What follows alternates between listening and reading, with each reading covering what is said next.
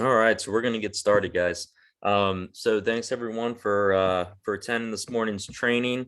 We're going to be talking about real estate advertising and marketing, and really making sure that we are staying in compliance with what we're doing out there from an advertising and marketing perspective. So a lot of that can be I think there's two sides to it.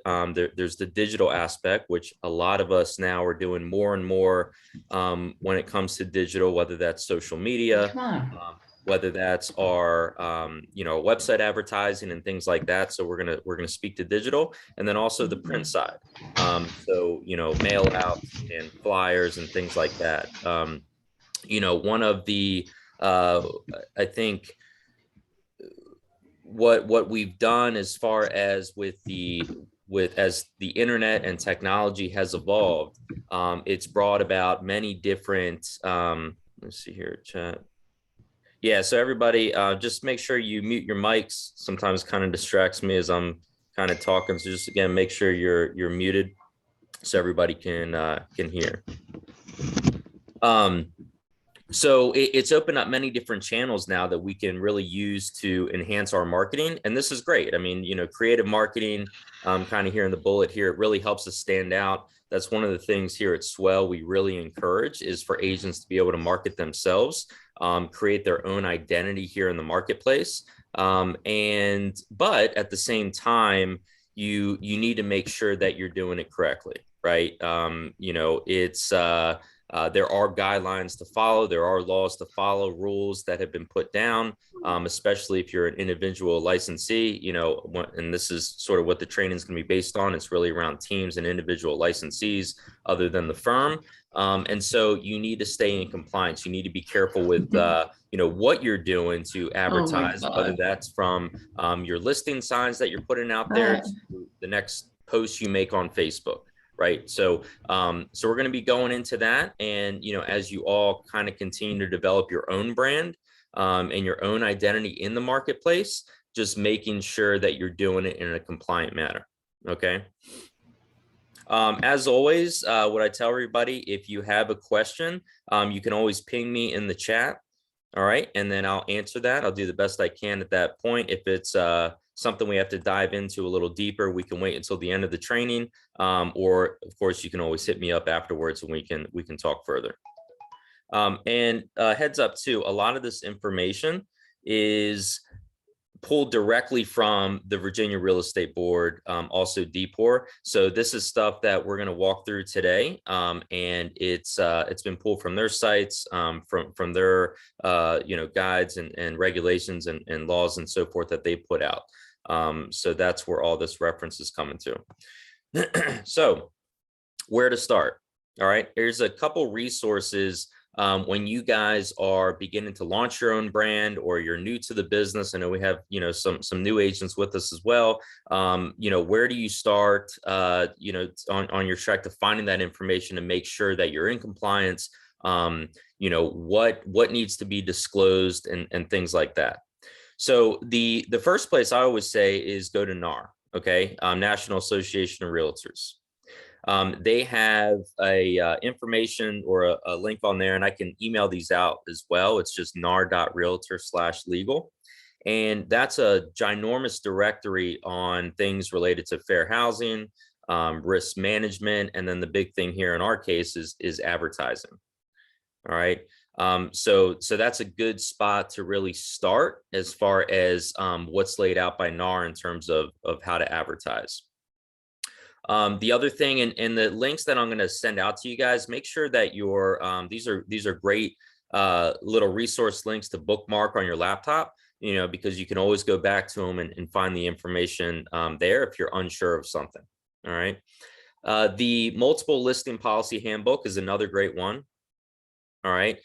This is really big. I always advise agents who are not using, like, for instance, we have here at the brokerage, we have Real Geeks, and we supply everybody with a landing site or a subdomain for their website. And then, of course, they can, you as an agent can go out there and buy a domain ABC, realty.com or abcrealestateteam.com, and then have that forward to your Real Geek subdomain that we set up for you for free. And that's fine. Real Geeks is already, they're a reputable third-party technology vendor. They do this countrywide with agents and brokerages. They're fully in compliance with their advertising and how the back end and how the front end is set up. Okay, as far as disclosures and things like that. But there are also, I see more and more agents that are using maybe outside or freelance developers to build their sites. So I always advise, just make sure this is a good, this is a good handbook to check out if you are using somebody that is not, a reputable vendor. The Boomtowns or the KV Cores or the Real Geeks. Those are all great. Especially if your brokerage is already powering them like us. For Real Geeks, you guys are fine. But if you do use an independent party for something like that, just make sure that, you double check everything that they're doing is in compliance with, in this case, the MLS and everything. The internet advertising policy, this of course is a big one. All right, especially with the internet, over the past, 20, 25 years. This includes information on what to do for, a lot of us are doing email marketing and things like that. Telemarketing. Okay, so we're going to be speaking mostly with print and digital today, but telemarketing, for those who do outbound calling and cold calling and so forth, you got to make sure, of course, you're adhering to the TCPA. All right. And so making sure, what to do, before going through a list, are they on the do not call and things like that. That's a little bit minor, or kind of off topic here, but I did want to make sure to put that in there. NAR has some good stuff in there as far as what to do. Spam email. Okay. Same thing here, nar.realtor/spam-email. And that link you guys can check out with regards to, your email and what that looks like. Copyright information. Okay, so we see a lot of this, the misuse of original photography. And what NAR says, so NAR gives information on listing photography, and they actually go on to say, as original works of authorship, listing photographs are copyrighted, and the owner may dictate how the photos are used. Okay, so they go into more information on copyright. So another good resource for any copyright related questions that you might have. One of the big ones we see often in the advertising and usage, the difference between a realtor and a real estate agent. All right, and I'll actually go through a quick little test here. There's a test you can take online to kind of test your knowledge, but you see this misused a lot. Okay. Now, of course, we all are realtors, so we do have that opportunity, of course, to use that name, or that title. But there are, of course, things that in your advertising on how you use that word, you need to make sure that you're staying within compliance. All right. So this is a little test that that you can actually do online when it comes to the realtor. I think NAR has it on there. If you guys want to do it, you can just ask me and I'll send you the link to it if you can't find it. All right. But here we have, and I hope everybody can see my screen. I just got a thing here. If you can't see my screen for any reason, give me a shout or send me a ping. And again, just make sure you guys are muted for those who are trickling in. So I thought this was kind of funny or cool, or, there's some unique questions in here just to make sure that we know. So what does the term realtor mean? Of course, we all know we're members of the National Association of Realtors. We're those who are, we live in a funny part of, we're here with Hampton Roads, where rain is, of course, not controlled by the association. So you can be somebody licensed and not have to be a realtor in this case. And so there is that difference between working with the realtor and working with the real estate agent. All right, so being a member. The preferred format for the trademark. Okay, I see this misused a lot on social media and in some of the advertising, is making sure, of course, the third one here is the answer to that question, all caps followed by the symbol. Okay, not lower caps, not with an uppercase R, just making sure we follow that same format. All right. The membership marks manual, here's a little tip here too, states so members and member boards may always include the realtor identifier, must always include the realtor identifier directly below the block R when using the realtor logo. So, sometimes just make sure that that's always below the R block, and we'll see a couple examples here in a bit. Who may use the term realtor in conjunction with his or her name? So, of course, only a member of a realtor association. All right. The term realtor may never be used as a job title. All right. Of course, you can put it if you guys are, sending it out or creating merchandise or T-shirts or things like that on social media. Of course, we can use it, but they go on to say you can't actually use it as a job title in this case. Which use of the term realtor is correct? All right, the second question there. So Jack Miller, realtor. So, you can't, and again, I see this happen a lot too. And this again is taken straight from NAR. John Jones, your local realtor. Incorrect. All right. Commercial realtor, your hometown realtor. So in this case, you have to make sure, okay, first and last name followed by realtor. Okay. Which of these is an incorrect use of the term realtor in a website address for somebody named John Smith? Okay. johnsmithrealtor.com is fine. realtorjohnsmith.com is fine, but you actually cannot use that in between. So localrealtorjohn.com. All right. So just some quick little things I put out of there that I found were pretty interesting, and just to make sure that you're doing as far as in your advertising with the use of the realtor term. Just a couple other places to look for before we kind of dive deeper, where to start. So of course you have your States Realtor Association. We have, VAR, so Virginia Association of Realtors. You can always go to there for some pointers and guidelines and laws. DPOR, of course, that we have here, our local realtor board. So hurrah. And then the MLS, and then of course, from the brokerage standpoint, I think it all kind of stops here. We've been, one of the things Barry and I always say, we're pretty flexible when it comes to, how you're advertising. We do see a lot more teams beginning to start. So that's fine. Continue to build that way. We're going to go through again some disclosures and how you have to do it correctly. What I find unique about us is, we don't have, again, not being a franchise, we don't have these really tight franchise advertising guidelines passed down on us where we have to then pass through to the agent.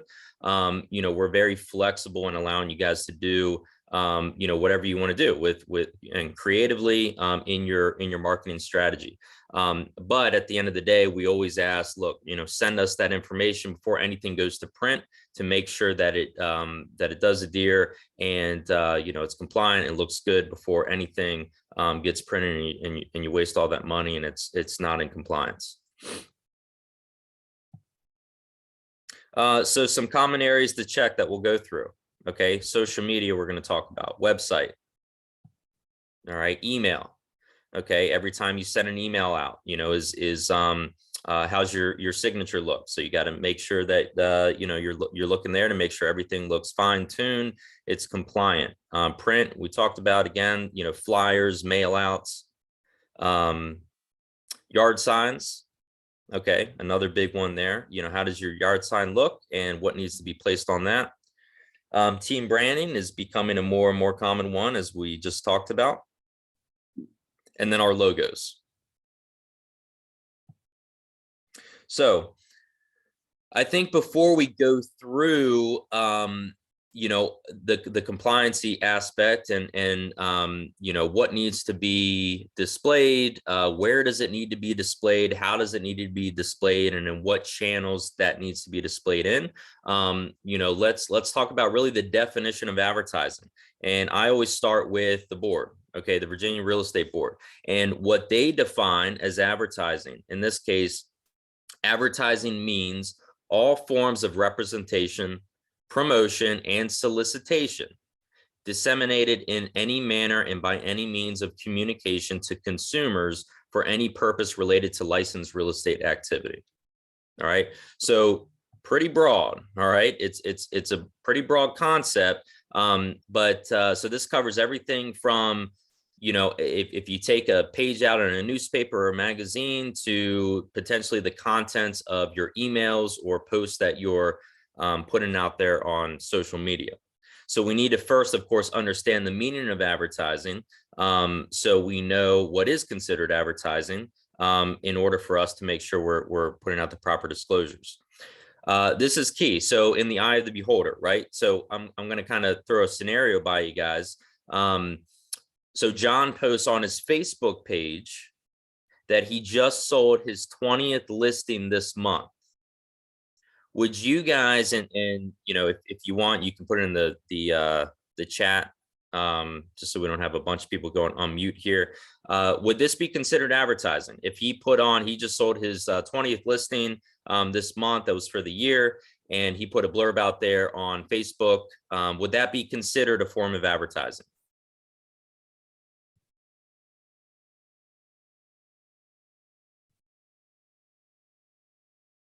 Anybody want to try their shot?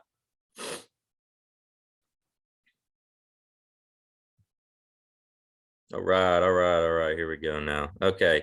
Yep. Buff, Melanie, correct. Yep. So it is. All right. It is. He might be looking, he might be just saying, okay, you know, I'm excited. I want to get some praise from my friends, you know, just throw it out there. But on the other end, right, he could be attempting to tell everyone that he's an incredible agent and he's a great agent to work with, right? And that is advertising. Okay.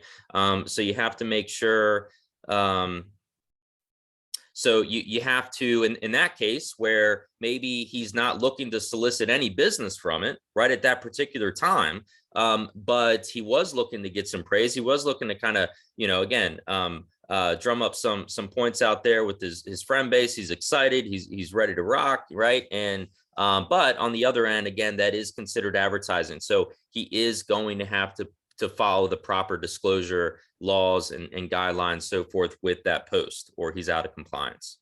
Okay.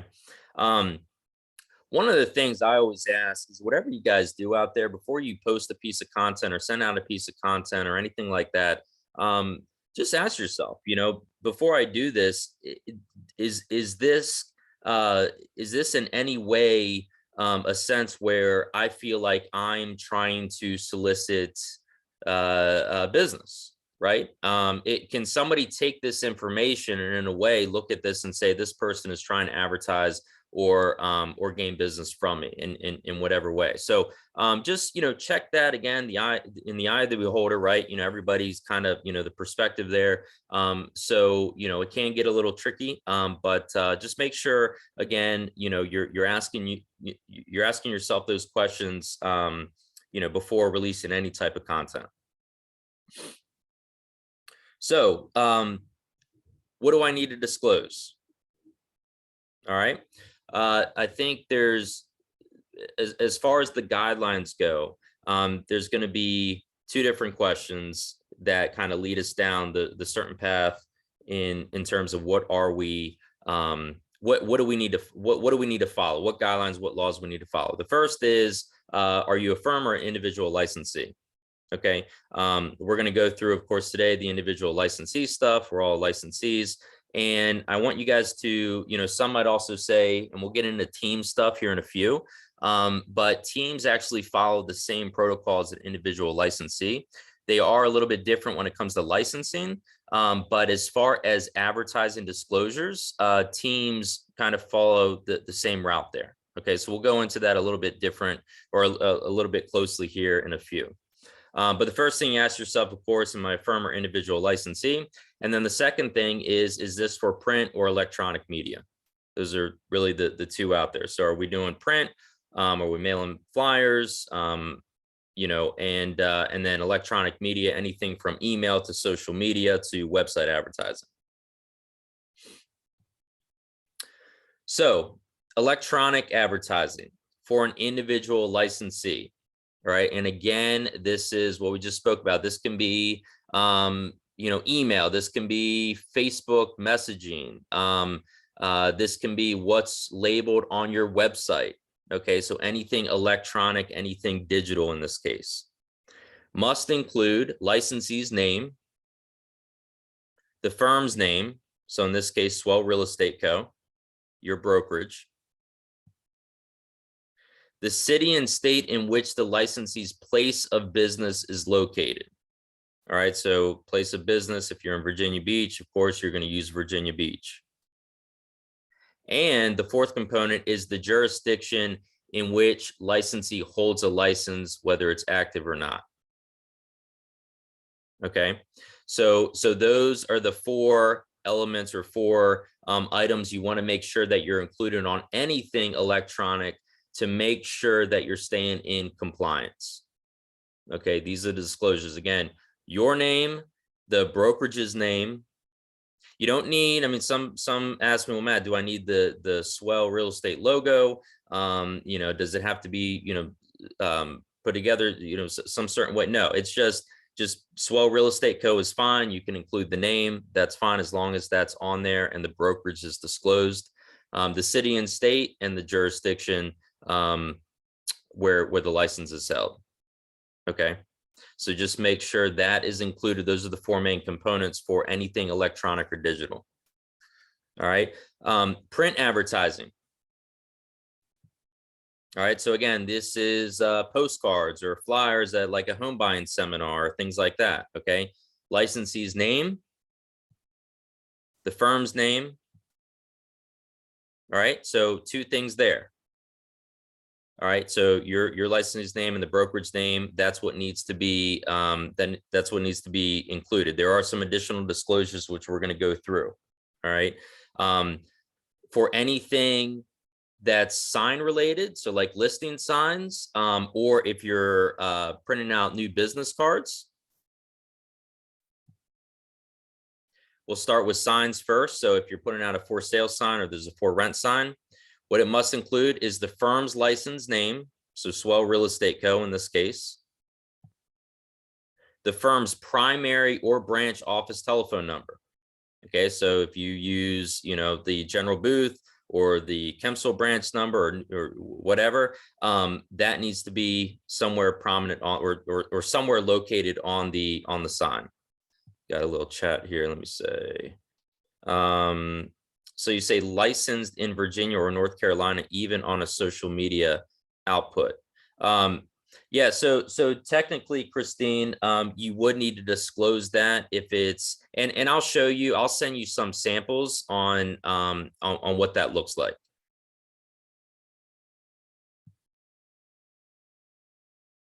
Okay, so firm's license name, firm's primary or branch telephone number, and then the licensee's name is also recommended. Of course, most of us put that on there anyways. So again, on for sale signs.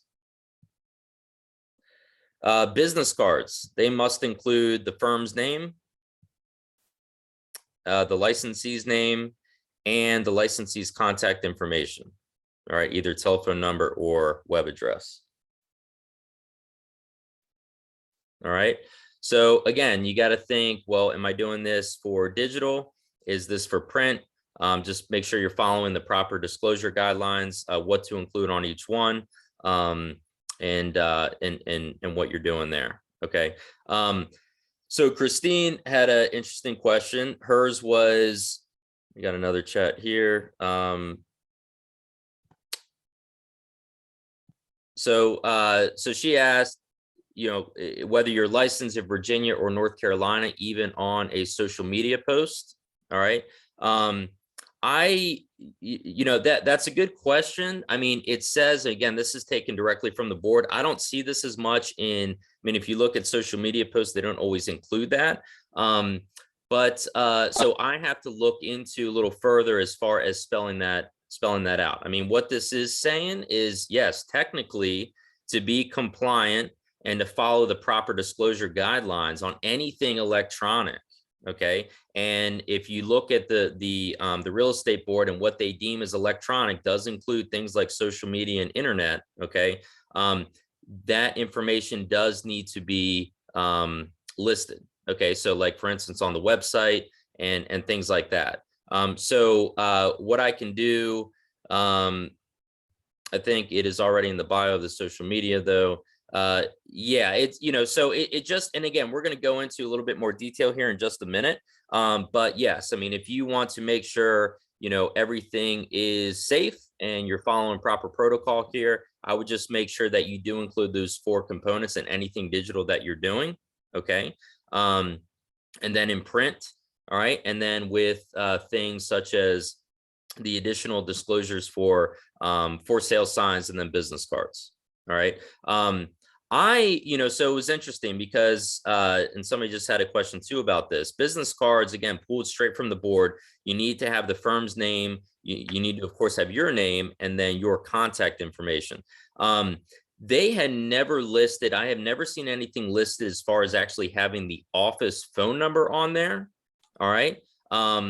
I want to say, of course, we go by what's listed here. It's something I can probably do a little bit more research into and make, if you do need to include the office line or office phone number on the business card.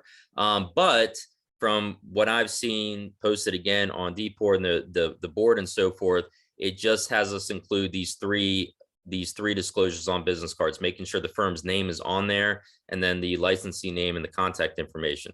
Of course, for sale signs, they need to at least have the firm's primary branch number or primary office number or branch telephone number on there. Business cards, I've never seen anything that said that it needs to be included. Again, these are all at least includes, right? So at least needs to have this information in there.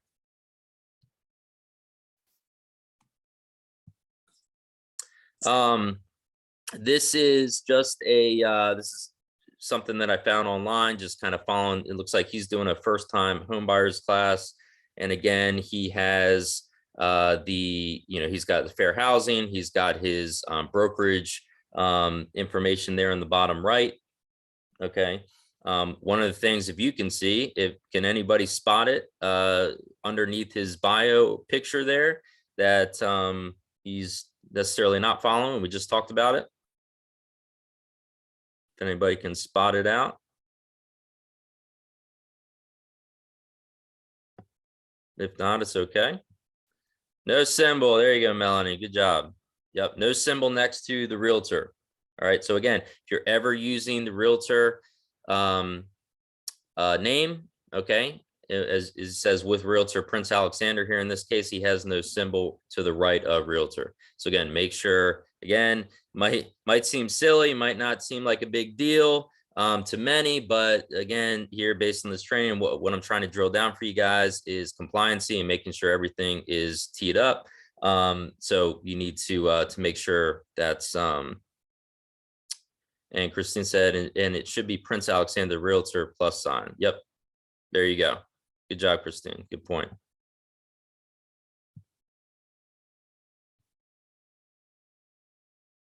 Don't we also have to have the equal housing symbol as well? Yes. He actually had it. You probably couldn't see it in the last slide, Melanie. It was kind of faint. It probably wasn't the best picture, but he had it down there on the right to the left of his brokerage's information. The equal housing, the opportunity symbol as well. And we'll actually go through that here in just a second. All right. So disclosures. All right. We just talked about what needs to be disclosed. All right. Where does it need to be displayed? Okay.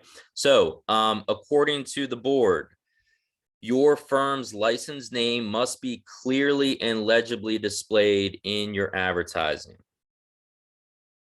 Barry said, I think the phone number requirement for business cards is directly from Barry. Okay. Yeah. So, I mean, you guys asked Barry. I could double check with him too, as far as requiring the office number on there as well. So this, I see some, kind of walk a line here with, with using the firm's license name, just make sure, you are making it clearly presentable and legibly in your advertising. Of course, if you have your own team name or your name, whatever, we always encourage, make that prominent. You're building your brand and your identity, but you don't want it to get entirely lost within the marketing piece that you've created as far as Swell Real Estate in this case. So you got to make sure that you include your firm's license name on there.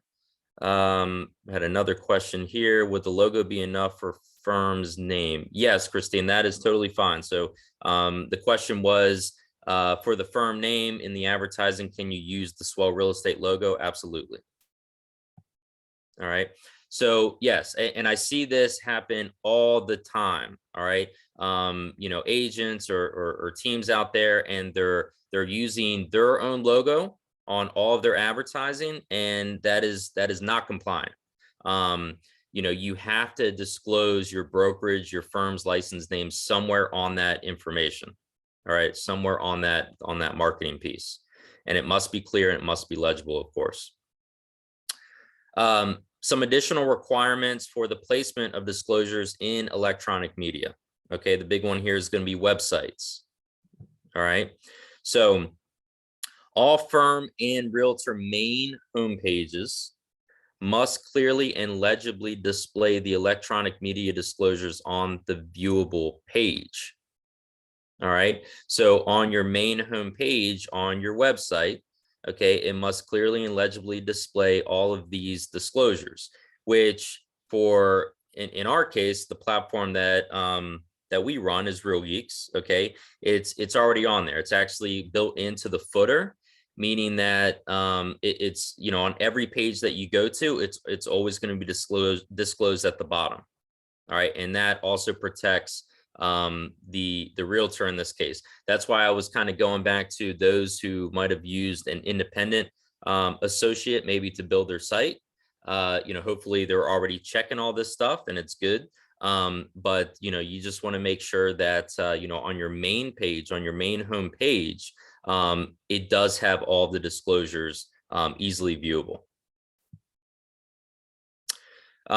For non-main pages, meaning if you're kind of diving into, property detail pages, or you click on an about page or a contact page, something other than the main home page of your website, must make clearly and legibly include all electronic media disclosures. Okay, that actually should say must, not may. There's a little typo there. On each individual online page, or include a link to those disclosures on the viewable main page. All right, so it should be one click away for the consumer. Again, this isn't a very big deal for us, especially those who are already using a reputable third-party contractor for their website development. But yes, you do need to make sure on anything digital, the website pertaining, that you do have on an internal page that there is a click of a button away to accessing those disclosures, or they need to be again built into the footer at the bottom.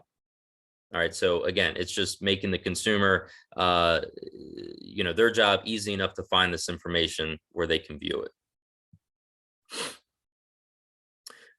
These disclosures must also be posted at the beginning or the end of each message in an email that you're writing up. A lot of us do a good job of this already. So you have your realtor logo, fair housing, things like that, all built in, the brokerage information, news group discussion list, things like that. So what this is actually saying is, even if you were to, let's say you were on a online journal site or a news site, and you were commenting back on a blog, maybe answering somebody's questions, yes, you do technically have to follow the proper disclosure guidelines on what needs to be displayed on electronic media, okay, at the end of your message. It's just like in an email. Okay, so making sure wherever you know that mention is, that you're following those that protocol, those guidelines, to make sure you stay in compliance.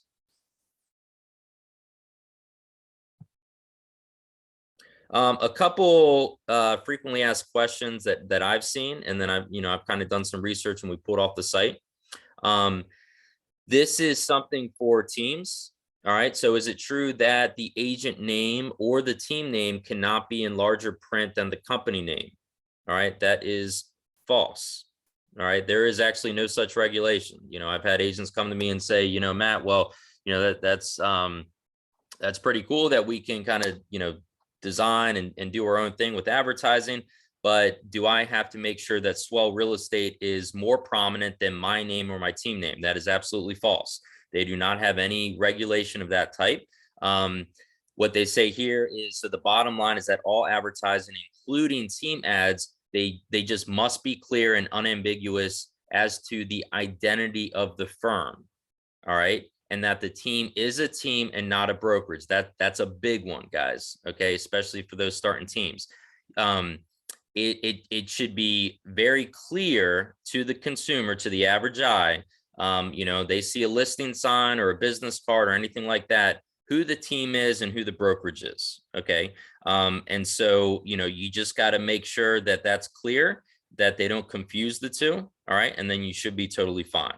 But there is no regulation on, you can blow up your logo, and as long as Swell Real Estate, of course, can be distinguished and they see that, the brokerage information, and you're following those proper guidelines, then you're good, you're in the clear.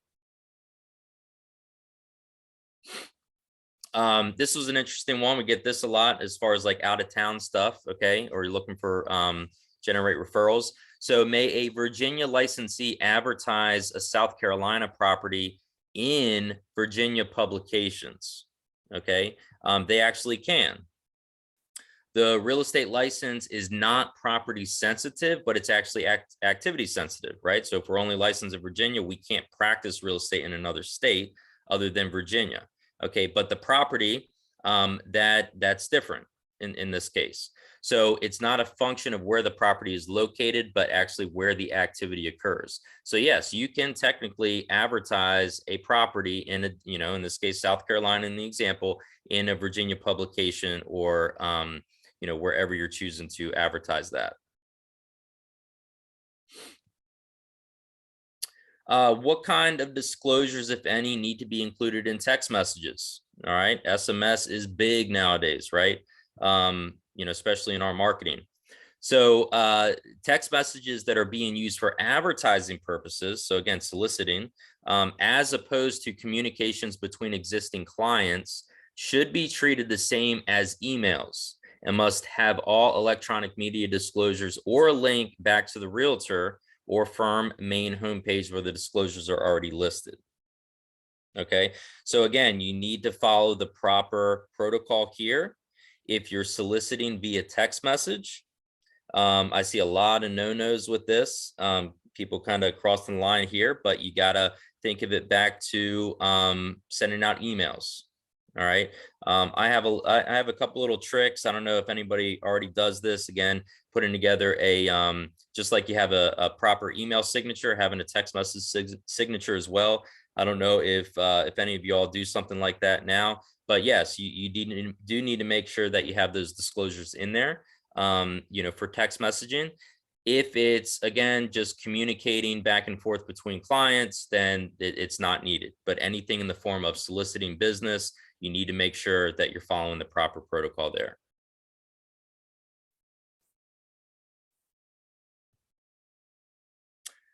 Okay. Team advertising. Oh, we got a chat. Let's see. All right. If you can help Android person. I don't help Android people, Christine. I only help iPhone users. No, I'm just kidding. I can help you out. There's some little tools that we can use to get you set up there to make sure that you have that signature in place. All right. So team advertising. So I kind of hinted on this before. Teams are subject to the same advertising and disclosure regulations as an individual licensee. Okay, there's no different set of rules for teams and there's no difference than there are for individual licensees. Okay, they all follow the same guidelines and regulations here. All right. Again, the firm name must be clearly and legibly displayed in all advertising. This is, again, big for teams because teams are kind of building their own identity and their own brand. But again, you just got to make sure that we're properly disclosed somewhere and it's clear, okay, as the name of the brokerage. A lot of big thing nowadays is the powered by concept. So, you know, you can be the ABC team, the ABC Power Team, powered by Swell Real Estate Co. Okay, that is totally fine. What they do follow is, you know, kind of this thing more from a legal or ethical standpoint. All right, in terms of the advertising. So, you know, the Realtor Code of Ethics and the board, they impose considerations, all right, for a legal and ethical team advertising. All right, and we're going to kind of walk through this. So let's kind of go through it word by word here. So the concern is that the name cannot mislead the public as to whether you are operating as a team or as an independent brokerage. All right. So their code states that knowingly making any material misrepresentation is actually grounds for disciplinary action, including fine, suspension, and possible revocation of license. All right. Firms and licensees should be cautious when choosing a team name and avoid the use of terms that could cause public confusion. And then the broker always has the final say as to how a team may advertise and what is required in every advertisement. All right. So this is basically saying, all right, so just be conscious of what you're defining as your team, your team name. You know, again, this is kind of back to, again, you're following the same guidelines as an individual licensee. But what they're saying is that they don't want you to go out there and confuse consumers on as to, well, who's the brokerage and who's the team. All right. And that, again, is why we like to use the brokered by or the powered by concept, because then it's very easily distinguishable. All right. The power team at Swell Real Estate Co. The power team brokered by Swell Real Estate. The power team powered by Swell Real Estate. Okay. So that, again, is kind of, you know, that's an easy one to kind of get away with and to use, you know, for the selection of the team. But again, just kind of follow this and keep this in your head in terms of the marketing, and then of course the definition of the or the name of the team. I get this question a lot too. Well, Matt, you know, I'm launching a team. Can I include realty or associates or real estate or anything in there?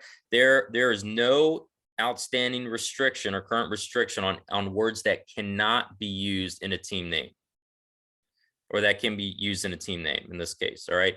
So you can still use realty, you can still use real estate team, things like that. There is no restriction on what words can't be used. Again, just go back to making sure that there is no confusion between the two.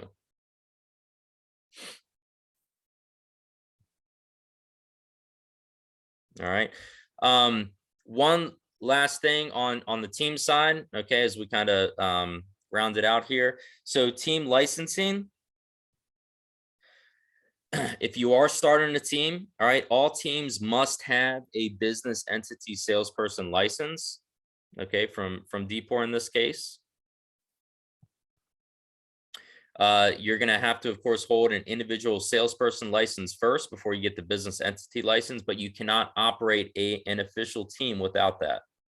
All right, so that's important to know. Prior to actually applying for that, you also need to form an official business entity that's also authorized by the SEC. All right, and if anybody needs any help doing that or kind of following the right path, I can help you do that.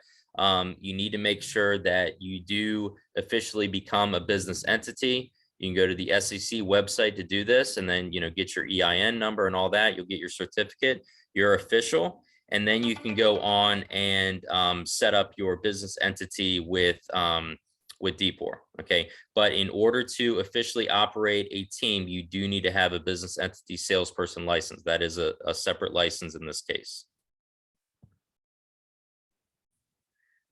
All right, we got a chat here. The question is, I know we can be fined for these things. Obviously, there aren't a lot of checks and balances on these issues, but is the brokerage responsible at all? As far as like fines and so forth, I'll have to get back to you on that one, Melanie, on how that works and overall. I don't know, is Barry, are you on still? I don't know if Barry's still on. I'll check with Barry, Melanie, on how that works. I think there is some repercussion for the individual agent. But as we always say, I think, just to make sure, anything that you're doing or you're going to be promoting out there, social media or in print, always just run it by us first so we can double check to make sure it is compliant. Don't just kind of start going down your own path there if you want to be sure, and then we can double check that everything's good.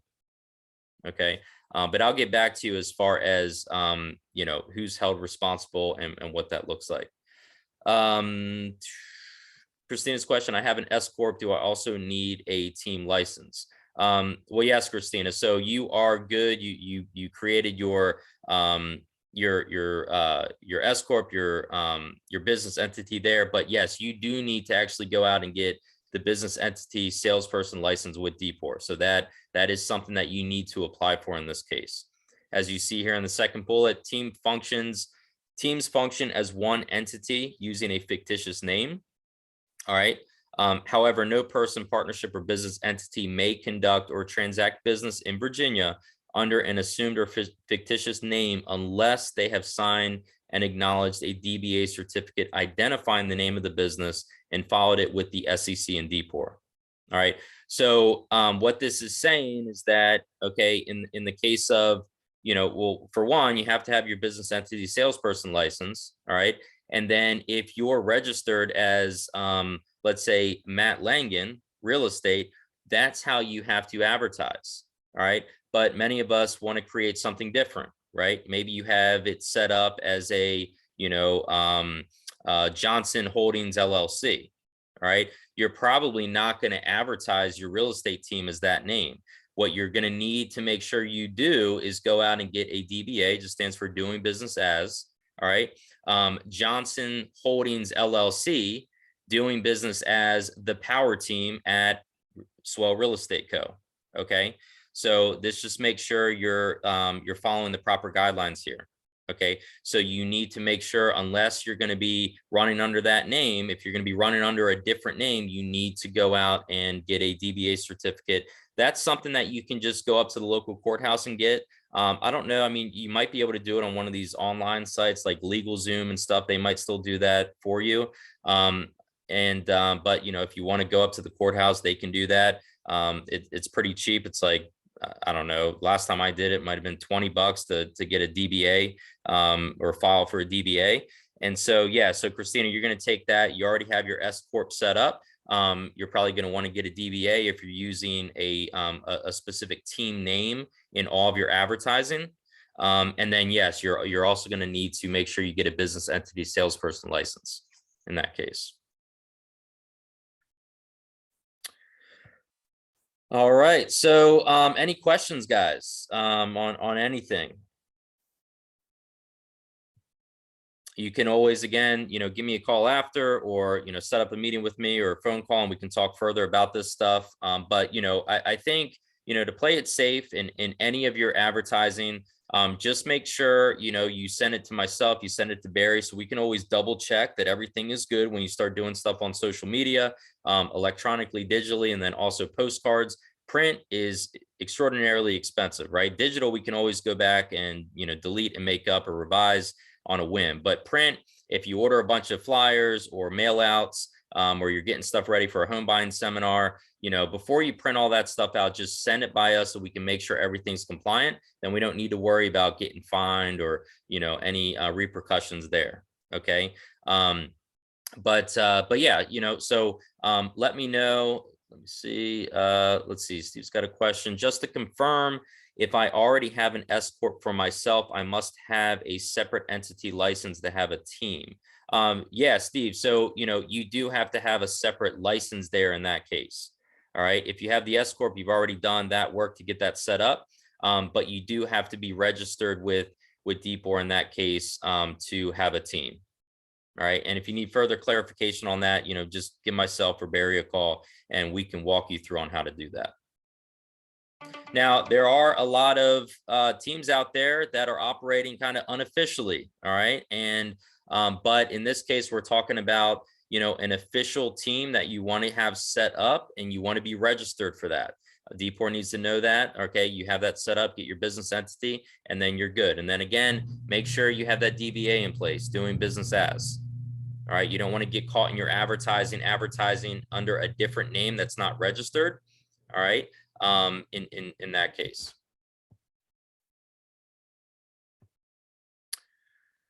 All right. Well, if any other questions, guys, just give me a shout. Be happy to walk you through it.